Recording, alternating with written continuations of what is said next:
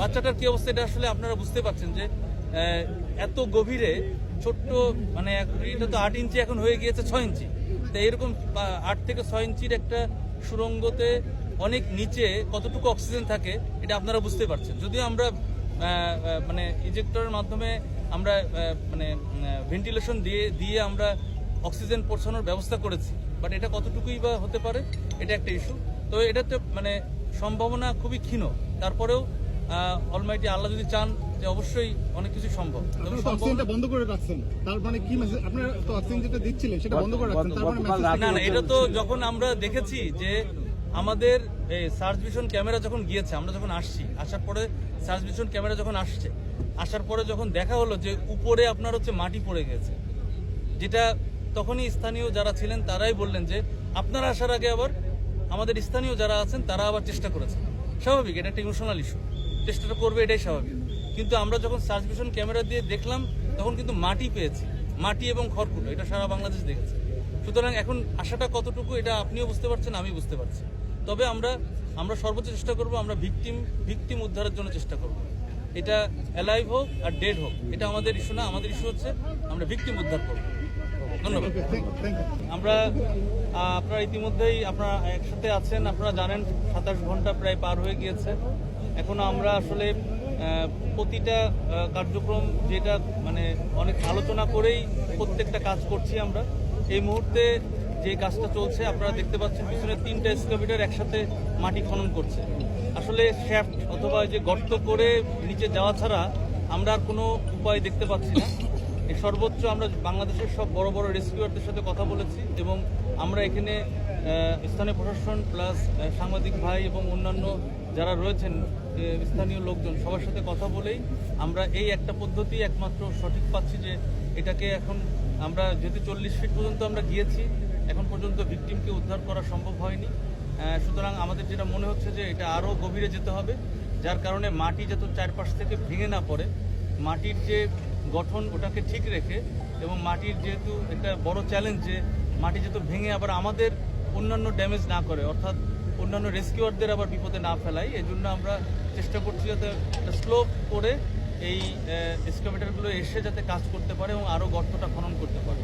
তবে আমরা এখন আরও চেষ্টা করব যে আরও নিচের দিকে যাওয়ার জন্য। এখানে আরও কিছু চ্যালেঞ্জ রয়েছে, পানি উঠে যেতে পারে, তারপরে মাটির যেহেতু প্রকৃতি এখানে নিচের দিকে যত যাচ্ছি তত আরও মানে এঁটেল মাটি মানে এঁটেল দোআঁশ মাটি দেখা যাচ্ছে, যার কারণে পানির একটা শঙ্কা রয়েছে।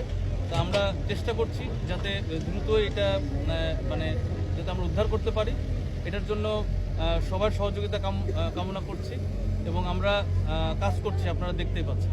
আচ্ছা, এখন পর্যন্ত ভিকটিমকে শনাক্ত করা যায় না আমরা যতটুকু জানি, সেই ক্ষেত্রে আপনার অনুমান করে আসলে কত খনন করবেন? আমরা যতটুকু জানতে পেরেছি আসলে সীমাবদ্ধতা প্রথমত আমরা এসেই যখন দেখি যে আমাদের সার্চ ভিশন ক্যামেরা যেটা এটা ভিতরে যে দেখার পরে দেখা যায় যে মাটি মানে ভিকটিমের উপরে মাটি চলে আসছে এবং খড়কুটোও ছিল, যেটা বোঝা যাচ্ছে যে আমরা আসার আগে কেউ না কেউ চেষ্টা করেছিল।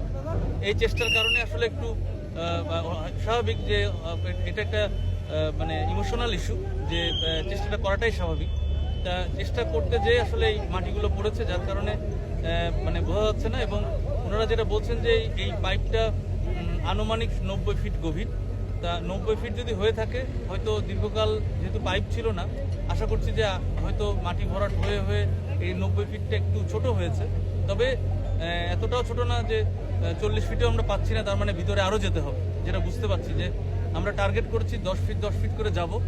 এবং যাওয়ার জন্য যেই অ্যাসোসিয়েট যেই কাজগুলো যেই আমাদের এক্সকাভেটর 3টা আছে, 3টা যাতে স্থানে মানে অবস্থান নিয়ে কাজ করতে পারে সেই পদ্ধতিটাই করলাম আমরা, এবং আমরা সম্পূর্ণ আমাদের সবার সেফটি ঠিক রেখে কাজটা করছি। কত সময় লাগতে পারে লক্ষ্যে পৌঁছতে আমরা আসলে বলতে পারছি না, কারণ আমরা এখন ওই 10 ফিট করে দেখবো, কারণ আমরা 40 ফিট অ্যাট স্ট্রেচ গিয়েছি, আপনারা দেখেছেন অ্যাট স্ট্রেচ আমরা 40 ফিট যেয়ে আমরা পেলাম না। সুতরাং আমরা ধারণা করছি যে আরও 10 ফিট যেয়ে দেখবো যে কী পরিস্থিতি, তারপরে হয়তো আমরা একটু ম্যানুয়ালিও আমরা ট্রাই করব যাতে মাটি চারিপাশ থেকে ধসে না পড়ে, এটার জন্য একটু দেরি হচ্ছে। আমরা ভূতত্ত্ববিদের সাথে কথা বলেছি, তারা বলছে যে এক্সকাভেটরের যে ভাইব্রেটিং এটা হচ্ছে এই কারণে শিশুটা আরো ভিকটিম আরো তলিয়ে যেতে পারে। তো এই ক্ষেত্রে কি আপনারা ম্যানুয়ালি পদ্ধতি অবলম্বন করবেন কি?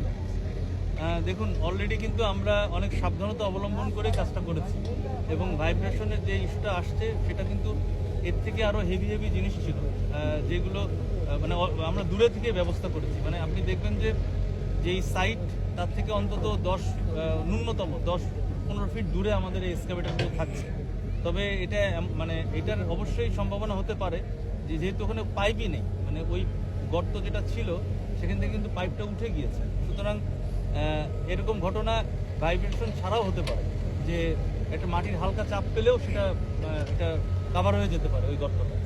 আর আমরা তো বললামই যে আমরা এসেই দেখেছি যে যেই ভিকটিমের উপরেই অন্তত প্রচুর পরিমাণ মাটি পড়েছে, যেই মাটিতে এটা আসলে চাপ পড়ে গেছে। আচ্ছা, আমরা গতকালকে দেখেছিলাম, আমরা চেষ্টা করতে থাকবো, যদি মানে আমরা একের পর এক দেখি, 10 ফিট আগে যাই দেখবো, তারপরে আবার 10 ফিট দেখবো, চেষ্টা করতে করতে যদি আমরা মানে আমরা সর্বোচ্চ চেষ্টা করি, তারপরেও যদি ফার্দার পরবর্তী অপারেশন নির্ভর করবে, আমরা স্থানীয় প্রশাসন এবং গণ্যমান্য ব্যক্তি আপনাদের সাথে সবার সাথে বসে আমরা আমাদের বড় রেস্কিউদের সাথে একসাথে আলোচনা করে ফার্দার অপারেশন তখন প্ল্যান করব। তবে আমরা এখনই হাল ছাড়ছি না, আমরা চেষ্টা করব ভিকটিম উদ্ধার করার জন্য সর্বোচ্চ।